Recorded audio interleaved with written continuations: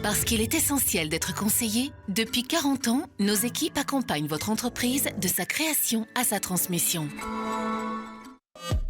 Vous êtes entrepreneur ? La CCI de Lyon propose des solutions et des experts pour développer votre entreprise. Ayez le réflexe CCI.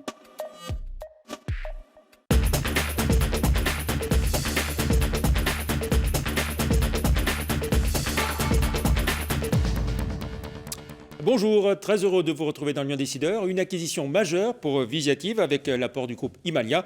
On en parle avec Laurent Fier, le président de Visiative, qui nous en dira plus dans un instant. Au sommaire de ce magazine également, la Chine, désormais premier marché du groupe SEB. Euronews, bientôt sous pavillon égyptien. Le chômage en légère hausse dans le Rhône. Et puis les préparatifs du mondial des métiers. Électroménager, c'est historique. La Chine devient le premier marché du groupe SEB devant la France.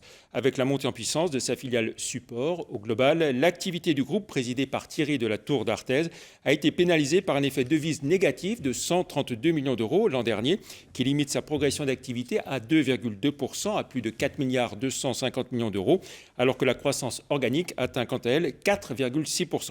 Côté rentabilité, le bénéfice net ressort à 170 millions d'euros, en recul de 15%. Euronews, bientôt sous pavillon égyptien. Des négociations exclusives sont engagées avec le magnat égyptien des télécoms, Naguib Zawiris, au terme desquelles il devrait devenir actionnaire majoritaire à 53% d'Euronews. Comment la nouvelle est-elle perçue en interne ? Guillaume Bertoin s'est rendu à Écully, au siège de la chaîne. Voici l'homme qui devrait prendre le contrôle d'Euronews. Naguib Sawiris, multimilliardaire égyptien qui a fait fortune dans les télécoms. Il détiendra bientôt 53% du capital de la chaîne d'info. Une petite révolution pour le média basé à Écully, détenu jusqu'ici par une vingtaine de télévisions publiques européennes. C'est un vrai leader d'opinion mondial. Il n'y en a pas beaucoup comme ça dans le monde. Je pense qu'il fait partie peut-être des 100 leaders d'opinion importants de ce monde. C'est un homme de conviction, c'est un esprit libre, c'est très important. C'est un homme qui croit beaucoup aux nouvelles technologies. Leader d'opinion mais homme d'affaires avant tout, en apportant 35 millions d'euros à la chaîne pour notamment développer le digital. Il espère un retour sur investissement d'ici 5 ans. En attendant, les actionnaires publics garderont un droit de veto sur l'éditorial, de quoi rassurer les 600 journalistes et techniciens d'Euronews. Il se situe bien dans la logique de l'entreprise. C'est un investisseur qui vient du Moyen-Orient, mais qui est un copte, c'est-à-dire un chrétien d'Orient. Ça donne une complémentarité intéressante, qui est le symbole même de la confluence, j'utilise le mot exprès, des visions et des philosophies de la maison. La confluence, c'est l'autre grand chantier de la chaîne qui devrait déménager dans ce bâtiment d'ici fin octobre. À noter enfin l'étrange silence des collectivités locales sur ce rachat. La région, pourtant actionnaire minoritaire d'Euronews, n'a pas souhaité nous répondre aujourd'hui. Voilà, alors depuis, les collectivités locales qui détiennent 5% du capital ont réagi, plus spécialement Jean-Jacques Ayral, le président de la région, pas franchement heureux de ne pas avoir été tenu informé de cette opération. On l'écoute au micro de Ruben Atia. Nous n'avons pas été informés de ce projet de reprise d'une partie du capital d'Euronews, c'est dommage. Il reste maintenant à voir à quelles conditions, c'est-à-dire quelles seront les obligations mises à cet investisseur pour conserver à Euronews d'abord sa présence ici. Nous l'avons voulu il y a 20 ans, moi je me suis personnellement engagé pour qu'Euronews soit ici, plutôt qu'à Bruxelles, plutôt qu'à Valencia, plutôt qu'en Allemagne. Ça a été pour Lyon un moyen d'attirer des journalistes, des concepteurs, 800 emplois, 500 emplois permanents, c'est donc fondamental, et puis aussi pour la capacité de préserver une ligne rédactionnelle qui soit totalement indépendante, parce que Euronews ne peut pas être sous la tutelle de tel ou tel pouvoir financier. Ce sont des engagements dont nous attendons maintenant les précisions. Chômage, alors qu'une baisse de 0,5% a été constatée dans toute la France à fin janvier, le nombre des demandeurs d'emploi était stable quant à lui en janvier et en très légère hausse dans le Rhône et la métropole. En rythme annuel, la progression est moins marquée cette fois-ci. Elle concerne le Rhône, plus 4,5%, comparable à la hausse enregistrée dans toute la France, plus 4,8%. Et en Rhône-Alpes, on constate une augmentation un peu plus forte en raison de départements plus touchés. Mondial des métiers, 19e édition, c'est pour très bientôt, du 12 au 15 mars prochain. 4 jours pour tout savoir des métiers, des formations, des perspectives, des secteurs et des branches. 4 jours pour prendre des idées, que l'on soit jeune ou moins jeune. Explication avec la première vice-présidente de la région Rhône-Alpes, au micro de Grégory Ruffin. Mais c'est un événement unique en France et en Europe. Donc ça, il faut vraiment le préciser. Je pense qu'il y a 2 chiffres qu'il faut savoir pour montrer l'importance.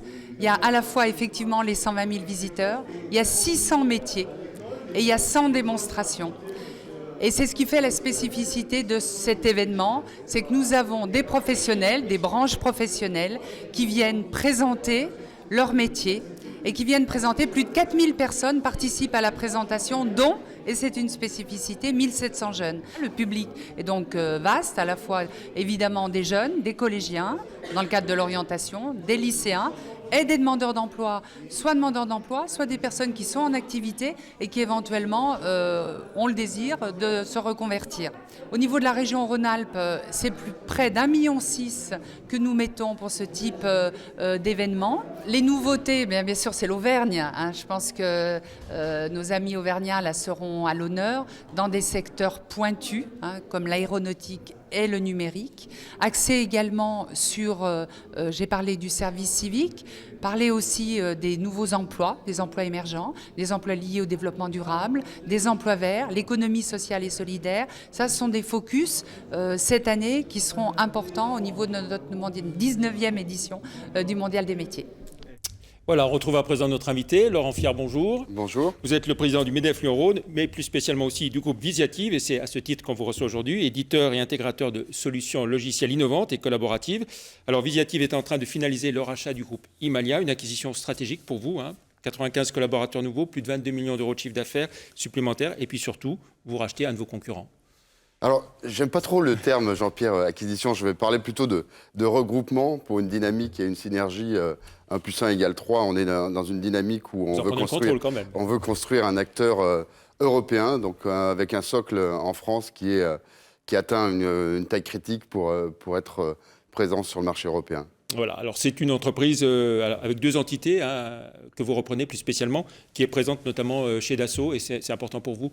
Voilà, donc on retrouve effectivement un acteur qui, à l'identique de Visiative, est un acteur reconnu chez Dassault Systèmes. Donc on rassemble nos forces pour être encore plus dynamique sur ce marché et être dans le sillage d'un Dassault Systèmes qui va très vite et qui est un Dassault Systèmes qui est aujourd'hui le premier éditeur mondial du domaine du PLM, donc de la gestion du cycle de vie produit. Donc on avait besoin de rassembler nos forces pour être un acteur pertinent en Europe. Voilà, alors ces 2 identités au sein d'Imalia, c'est Idevia et Cadware. Complémentarité aussi sur le plan géographique pour vous, ils sont surtout présents en Île-de-France et dans le nord de la France? Oui, effectivement, l'historique de Visiative est plutôt un historique rhône-alpin, alors que l'historique d'Imalia est plutôt un historique Île-de-France. Donc on a un rassemblement aujourd'hui qui nous donne une pertinence forte sur le marché français, avec un capital de plus de 12 000 clients. Voilà, si on essaie de voir justement la taille, vous disiez, en nombre de clients, en chiffre d'affaires, ce que ça va donner.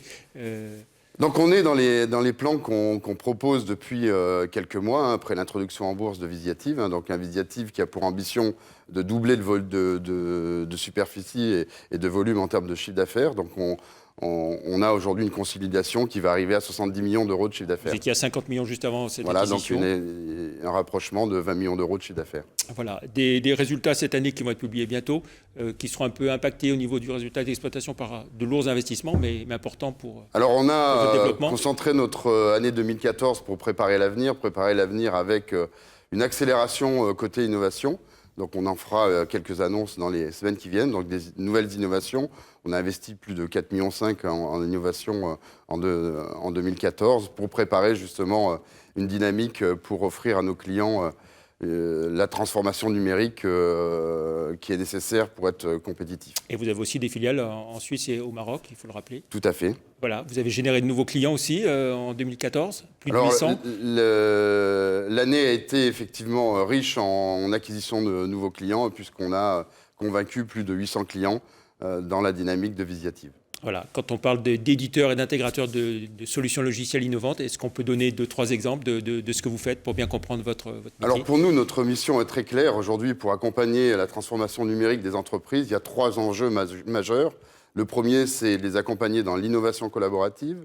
Le deuxième, c'est de les accompagner en mettant en place des plateformes collaboratives et en améliorant et en réinventant la proximité avec leur écosystème, avec leurs clients. Et enfin, le troisième, c'est d'aller chercher, par la mise en place de plateformes en interne dans l'entreprise, la mobilisation et la contribution des collaborateurs. Donc ce qu'on appelle communément des intranets, des extranets et des sites e-commerce. Voilà. Vous êtes une entreprise qui a beaucoup grandi par acquisition, par intégration, une dizaine au total depuis votre création. Depuis la création de Visiative, il y a effectivement une dizaine d'acquisitions, celle-ci étant la plus significative. On a fait beaucoup de croissance en croissance organique, mais aujourd'hui, compte tenu de l'accélération qu'on veut donner au groupe, on conjugue à la fois une croissance organique et une croissance et des croissances externes. Voilà. Et l'idée, c'est de continuer encore On a quelques projets déjà digéré celle-là significatifs pour 2015. Et voilà. Quels sont vos objectifs justement pour cette année 2015 ? Donc gérer cette intégration. Donc un groupe qui lui-même se transforme, un groupe qui a aujourd'hui les fondations pour continuer une accélération et comme je l'ai dit préalablement, un groupe qui a pour ambition de doubler de volume. Voilà, ça fait pas tout à fait un an que vous êtes en bourse. Est-ce que vous êtes satisfait de vos premiers pas en bourse ? Alors satisfait, pas forcément par rapport au cours de bourse. Au cours de bourse, oui. Je vous avoue que je ne regarde pas le cours de bourse tous les jours. C'est bien. Le projet de Visiative est un projet à 3 ans, dans une dynamique de croissance. Et on se retrouvera d'ici 3 ans avec un groupe qui aura changé de dimension. Voilà, un mot aussi avec votre casquette de président du MEDEF. Est-ce que l'économie repart un peu dans cette agglomération, dans cette région ? On a vu les chiffres de l'automobile qui sont un peu meilleurs, de la consommation aussi qui sont un peu meilleurs. Alors effectivement, on va retrouver des éléments externes comme le pétrole et l'euro qui sont plutôt des éléments qui vont nous permettre de retrouver de la croissance. Mais les taux d'intérêt historiquement bas aussi. Voilà, les taux d'intérêt. Maintenant, on reste très concentré sur retrouver la confiance des entreprises dans l'investissement pour justement que les entreprises retrouvent la croissance et créent de l'emploi. Un mot pour finir sur le printemps des entrepreneurs, c'est dans un mois tout juste. Comment se prépare cette édition 2015 ? Exactement le 2 avril. Ça va être innovant, ça va être donc sur le thème Connectons-nous, connectez-vous. L'objectif étant justement de mettre au centre de la dynamique de l'entreprise et de la croissance, les opportunités du numérique et les opportunités de l'innovation. Voilà. Et puis un débat qui va faire parler, on peut en dire un mot ? Alors un débat effectivement entre Pierre Gattaz et Jean-Claude Mailly qui va permettre...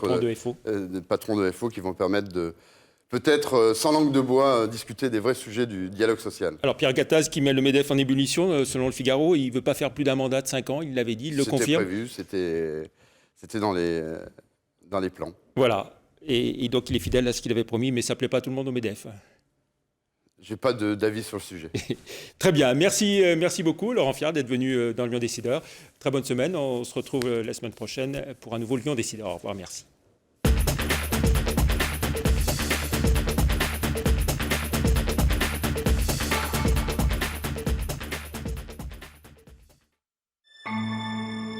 Parce qu'il est essentiel d'être conseillé, depuis 40 ans, nos équipes accompagnent votre entreprise de sa création à sa transmission.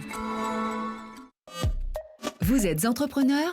La CCI de Lyon propose des solutions et des experts pour développer votre entreprise. Ayez le réflexe CCI